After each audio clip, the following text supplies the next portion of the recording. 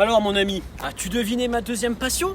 Bah ouais poto, sur Instagram je t'ai demandé si tu connaissais ma deuxième passion, tu m'as très déçu, tu m'as dit non. Et un mec qui m'a sorti l'escalade. J'ai une tête à faire de l'escalade. Mais putain, ma deuxième passion c'est les caisses, regarde-moi cette magnifique Clio 4RS.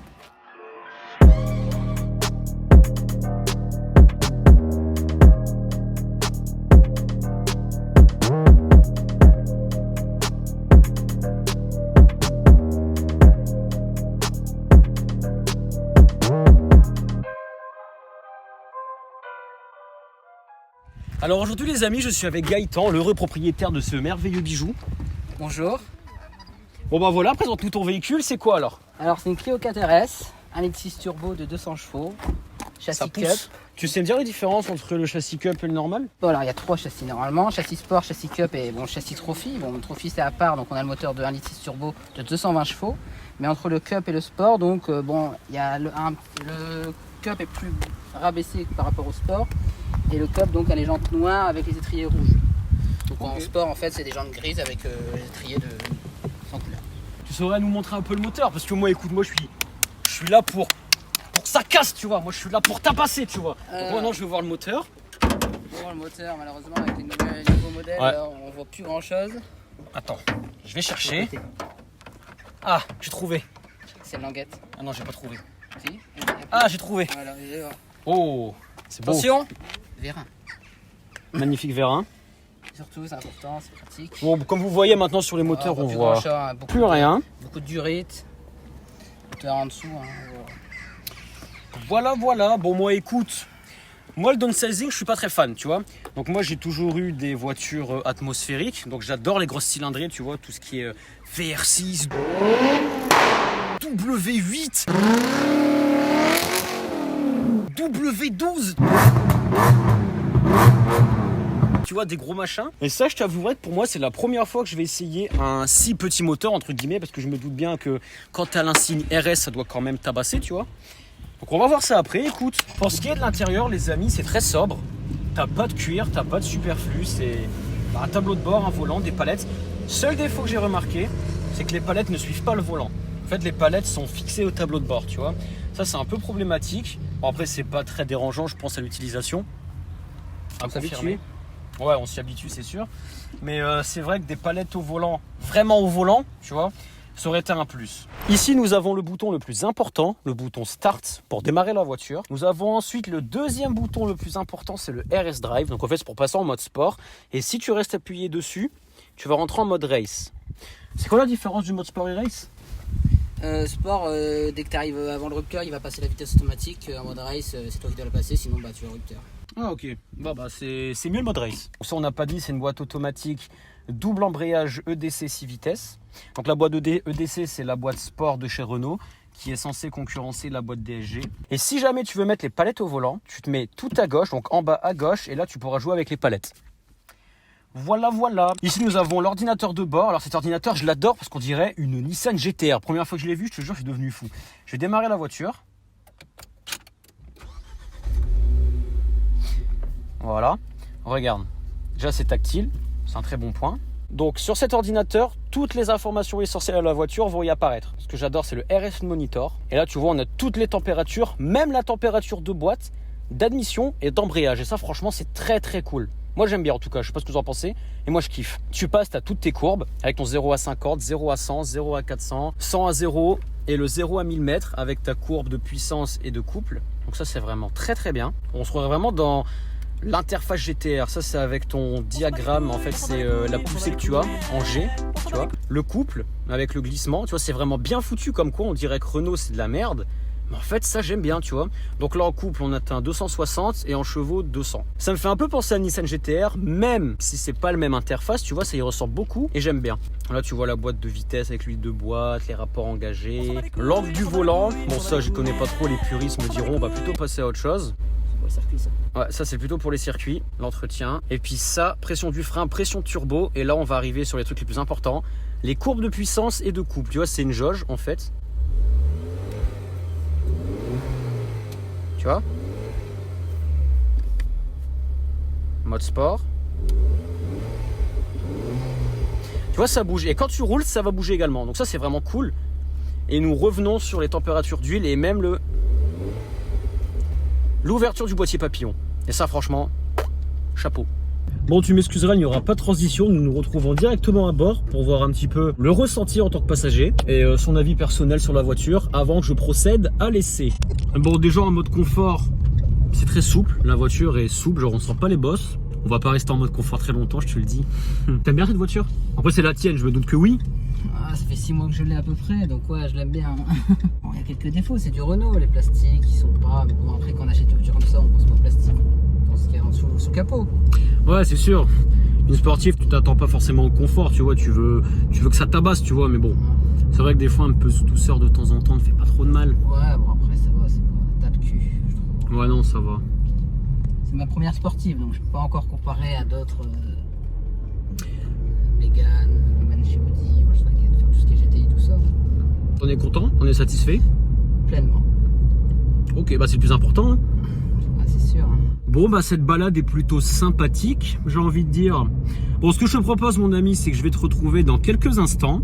Je me prépare et je vais me mettre à bord du bolide. Et je te donnerai mon ressenti personnel à la fin de la vidéo. Maintenant les gars, on va vous faire écouter le son extérieur. Tu verras que pour un petit Alexis Turbo, ça pète.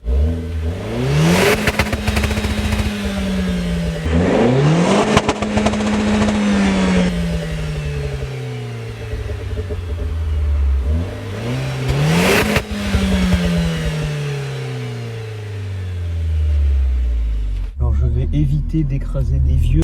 Bon les gars, j'ai toujours voulu faire un launch control, donc vas-y dis-moi comment ça marche. Sur le frein. Donc pied gauche sur le frein, mode sport, mode séquentiel. Ouais, toujours pied gauche sur le frein. Ah oui, ouais, pied droit, ok. Tu appuies sur les palettes les deux en même temps pendant longtemps.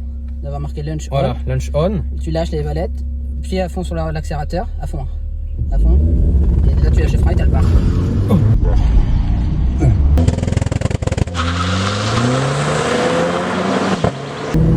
Ah, c'est pas mal le launch control en vrai. C'est vraiment bien.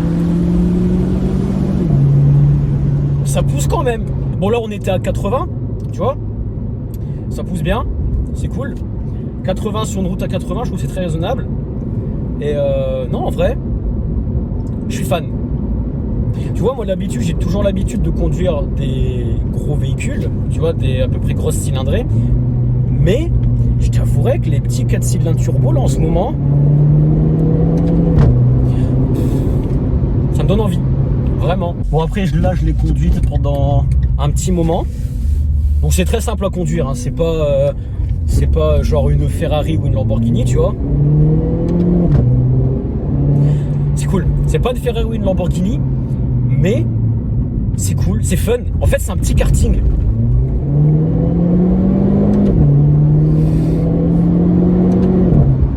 Franchement c'est cool, j'aime bien. Je vais te mettre un sondage. Es-tu plutôt grosse cylindrée qui arrache des arbres ou plutôt petit karting? Petit karting.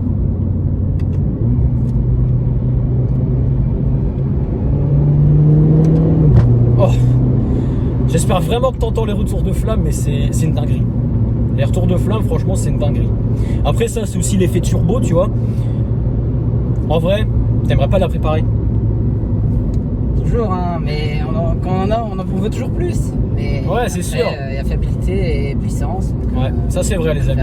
Tous les kékés qui reproguent des 12 litres TDI à 10 000 chevaux et après qui sont le turbo claqué, bon, c'est pas ouf, tu vois. Tu vois, avec ces petites cartes après. Oh putain! Oh! Oh! Ouais, j'arrête. En vrai, c'est kiffant. Vraiment. Cette voiture est également équipée de la magnifique option climatisation. En cette journée ensoleillée, ça fait du bien.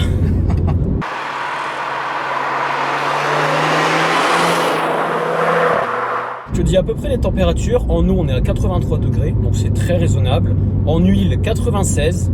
Température boîte 85 et embrayage 142. Ça, c'est à cause du launch control. Si tu savais pas, mon ami, c'est lui qui me l'a appris. Le launch control flingue ton embrayage.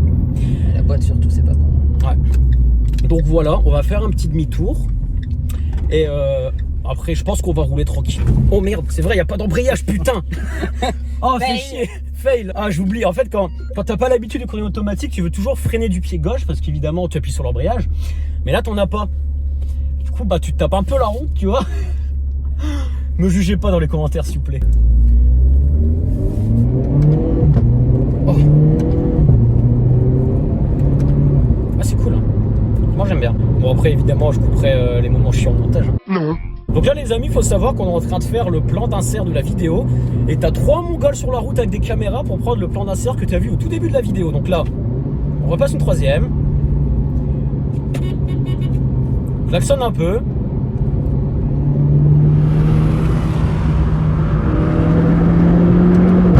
Oh, magnifique. Et toujours dans la légalité.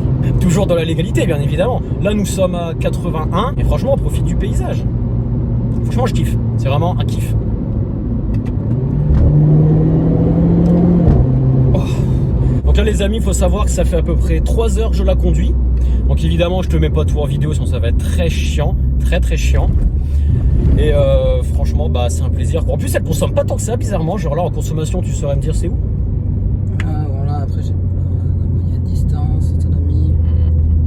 Instantané, on est à 9 litres. 9 litres 8, alors qu'on lui a mis quand même une sacrée race. Ouais. Comparé à ma bagnole, qui est moi un 3 litres V6, moi je te dis, si je fais ça, je suis déjà à 17-18 litres, tu vois. Donc, je trouve que c'est vraiment pas trop mal si tu veux t'amuser. Pas cher entre guillemets, tu vois, parce que le prix de l'achat, de l'entretien, de la réparation, surtout de la boîte, double embrayage, à mon avis, si tu la flingues, t'es un peu dans la merde, tu vois. Mais franchement, en fait, c'est bien. Vraiment, tu vois. C'est un kart. C'est ça qui est marrant. À mon avis, tu as déjà fait du circuit avec? Non, jamais. Non? Non, bon, peut-être un jour, on verra. Bah, moi aussi, je fais des petits après. Je veux que tu m'appelles. Pour une vidéo circuit. Les vitesses se passent merveilleusement bien et rapide en plus, c'est ça que je suis étonné, tu vois. Ouais, parce que là, t'es en mode sport. Parce qu'en mode normal, ça passe un peu plus lentement et moins de pétarade. Hein, donc, ah ouais, ça se passe plus vite en mode sport, ok. Ouais, bah tu vois, regarde. Ça se sent un petit peu, tu vois. Elles sont différentes, t'as vu, on voit que quand tu rétrogrades... Ouais, t'as une petite latence, mais bon, ça va. Bah, dès que t'es en mode sport, voilà, bah, après t'es pas obligé en mode confort, voilà. Et dès que ouais. Comparé à la boîte DSG, c'est vrai qu'elle craque moins, mais elle est tout aussi efficace, vraiment, je suis étonné, tu vois.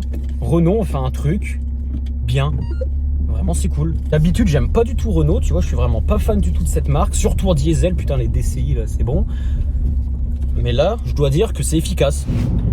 Une gentille madame qui roule à 60 dans une route à 90. Bon. 80, désolé. Putain, t'en m'énerve, elle.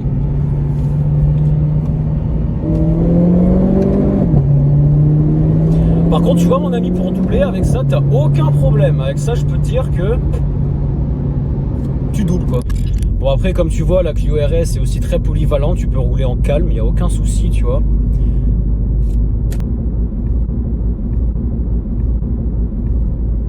Bon, après, en calme, bon, ça va 2 minutes, mais bon, à un moment... Non! Désolé. Bon, les gars, maintenant, je me mets passager. Je vais voir l'effet du luge control sur mon corps, tu vois. On va voir.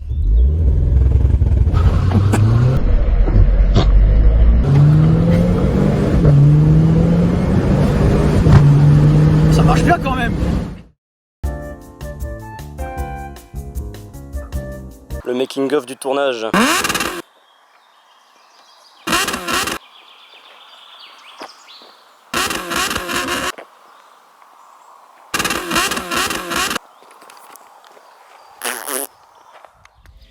Cette vidéo est désormais terminée, mon ami, je sais, c'est très triste, mais regarde, le soleil commence à se coucher. Nous n'avons pas le choix d'arrêter cette vidéo ici. C'est une merveilleuse voiture, en fait, je ne pensais pas dire ça des Renault un jour. En vrai, elle est cool. Moi qui déteste le downsizing, c'est quand même très amusant. J'espère que de ton côté, tu as bien kiffé cette vidéo. Oh, un chien. Oui, nous tournons évidemment sur des voies publiques, donc on a des fois des petits problèmes. Bonjour. J'espère vraiment que ce format de vidéo te plaira. Et si tu en veux d'autres, mon ami, et que cette vidéo te plaît, fais-le moi savoir en mettant un pouce bleu. Mettez un pouce bleu. On fait du bruit pour rien. Peugeot 1007. Tu veux un essai sur la Peugeot 1007 ?